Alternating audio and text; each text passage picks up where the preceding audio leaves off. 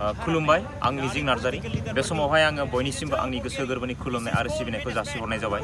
बेजोंनो लोगोसे आङो साफ्रोमबो बर' रायजो राजा बिथांमोननिसिम मिथिहोहरनाय जायोदि जोंनि बर' सावथुन मुलुगनि मुंदांखा फैला जे बरगयारी बिथांजों दिहुनजानाय फैला MCLA बर' सावथुनखौ गाबोननि दिनावहाय 13 थारिख नभेम्बर जे गासै बड'लेण्डनि दाब दाब जायगायाव दिन्थिनायजों लोगोसे जोंनि चिरां जिल्लानि गुरुबासा जोहोलाव सोमला बसुमतारीनि गेलेग्रा फोथारावबो दिन्थिनो थाखाय साखाफारा जादों।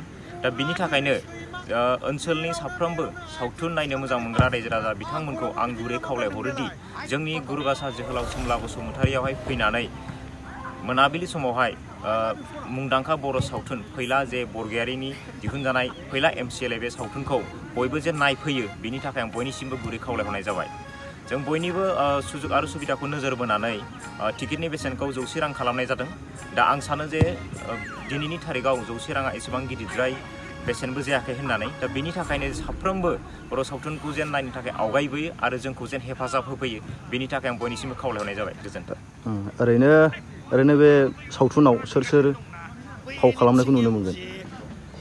फैला बरगयारी सारजों दिहुनजानाय बे फैला MCLA सावथुनावहाय बर'नि गोबां मुंदांखा फावखुंगुरफ्रा फाव खालामदों। जेरै फैला सारा गावबो दङ, मेन्डेला, दाब्ला, जेसास, प्रबिन आरो गोबां मुंदांखा मोजां फावखुंगुरफ्रानो बे सावथुनाव फाव खालामदों।